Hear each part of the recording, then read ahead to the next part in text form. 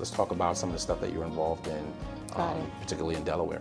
Got it. So I am on the board of the Friends of Hockessin Colored School. Wait, hold on. So you're already on a board? I'm on 2 boards, actually. Okay, I gotta step it up a little bit. I'm not on any boards, but all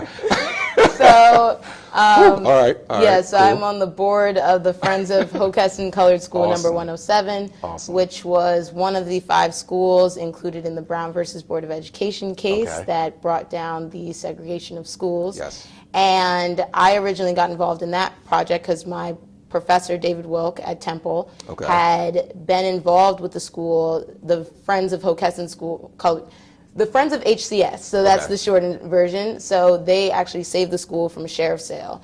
And, you know, their original goal was that we don't want this to just become, you know, a plot of land that someone bulldozes over and forgets about the history that happened here. So I originally heard about the school when I was still in school. I was a senior, and we had a lot of freedom over what we wanted to do our capstone project on in our real estate program. And my professor had mentioned the school and the redevelopment efforts to turn it into a diversity, equity, and inclusion training center for the local students in Delaware, and also for people in our region to know that there's a historical landmark so close. And so how I took that project was, I was like, well, can I do it on the school? And I talked about the different redevelopment efforts that we could do, the history of the education system in this country and how it has been lacking in terms of students of color, and the importance of a center like this and what can be taught there using what was done there. And so because of all that efforts, I made our original beta website that we were working off of all summer.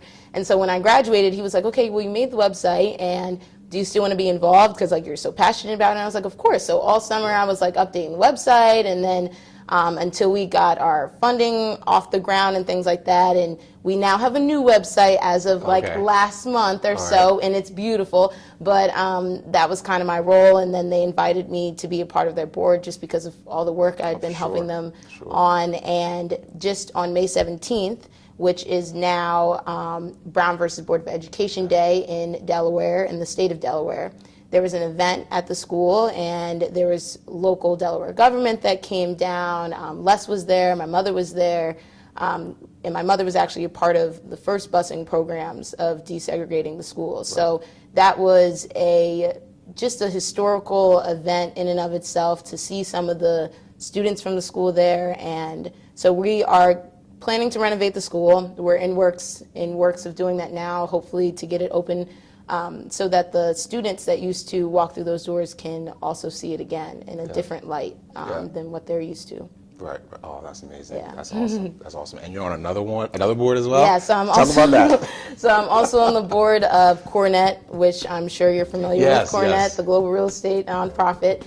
And so I serve as co-chair of university relations, which basically I act as the liaison between Cornet and the local universities. And we're actually running a mentor program now that I helped start with help from young leaders. And it's about 20 or so of us that we went through a process with students from St. Joe's, Temple University, and Penn State, and assigned them to a mentor that was a young leader in Cornet. And my mentor's name is Sophia, and she's currently a student at Temple. And I've been taking her places with me when I can, to tours and open houses and stuff like that happen over the summer. And we're also going to plan events for them in hopes to do a larger mentor program next year, in which we will include HBCUs and try to form new relationships with schools that we hadn't had before. So it's been a pleasure. Yeah, no, that's something that, Cornet really needs. A lot of different organizations need. I know ULI, I think they just bought out REAP, or they purchased REAP or acquired REAP. Another diversity in commercial real estate program. And so, Cornet and other organizations definitely need a liaison, somebody that understands the culture, somebody that has the background like yourself, and somebody that's just an overachiever that's just going to get it done. It has a bright, burgeoning career, future in the industry. So I'm glad they have you a part of that. They're lucky to have you. Yes. For sure. So. And I've okay, left out one thing. What else? It's just one last thing. So, obviously, in efforts of diversity, I'm sure you've heard of the African American Real Estate Professionals. Yeah. And we don't have a chapter existingly in Philadelphia. No, we don't. And so there is a formation committee that was forming, and I was also invited to be a part of that. So. Awesome. Also been helping them in trying to create synergies between CoreNet and AREP and CBRE and AREP. So I'm also involved in that. So that's awesome. I'm sure you'll be hearing about that soon. No, thank you so much for all that background.